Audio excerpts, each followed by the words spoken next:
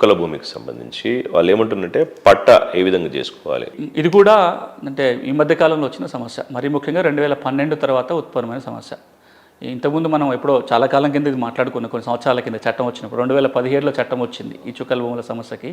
ఆ చట్టం వచ్చినప్పుడు మనం చాలా పెద్ద ఎత్తున చట్టం మీద అవగాహన కల్పించే ప్రయత్నం నేలతల్లిలో చేశాం. అసలు ఈ చుక్కల భూములు ఏంటి? ముందుగా చుక్కల భూములు అంటే ఆంధ్రప్రదేశ్ రాష్ట్రంలో ఆర్ఎస్ఆర్ ఏదైతే సెటిల్మెంట్ రికార్డు ఉంటుందో అక్కడ ఎవరి పేరు రాయకుండా 3 చుక్కలు పెట్టి వదిలేసిన భూములు.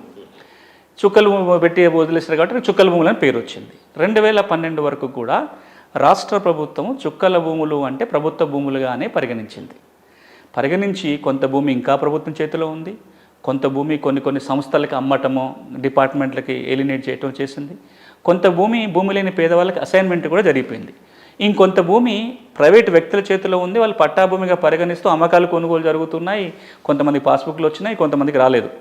ఈ మొదటి 3 కేటగిరీలు పెద్ద సమస్య కాదు, ఎందుకంటే ప్రభుత్వం చేతులు ఉంటే సమస్య కాదు, ప్రభుత్వం ఎవరికైనా ఇచ్చింది కాబట్టి ఇబ్బంది లేదు. అసైన్మెంట్ చేసిన వాటికి కూడా ఇబ్బంది ఉండదు, ఎందుకంటే అసైన్మెంట్ చేసిన వాటికి ఎట్లాగో నిషిద్ధ జాబితాలు ఉంటాయి.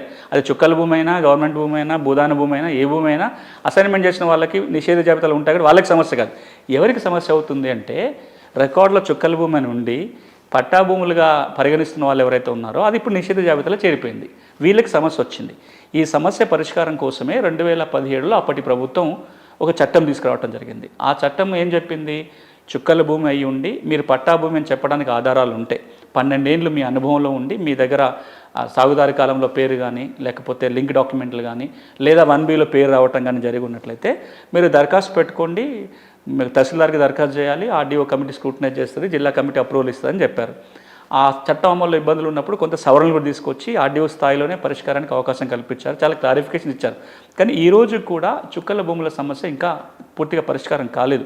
సో ఈ రోజున ఒకవేళ కనుక మీకు ఆల్రెడీ దరఖాస్తు పెట్టుకొని తిరస్కరణ గురై ఉంటేనేమో అప్పీల్కి పోతా అనుకుంటుంది, లేదు మీరు దరఖాస్తే చేసుకోకపోతే చుక్కల భూముల చట్టం కింద ఇప్పుడు దరఖాస్తు చేసుకొని ముందు చుక్కల భూమిని రికార్డులో పట్టా భూమిగా మార్చుకోవాలి, ఆ తర్వాతనే ఆటోమేటిక్గా నిషేధ జాబితాలో చేరుతుంది. ఇది ఒక పద్ధతి.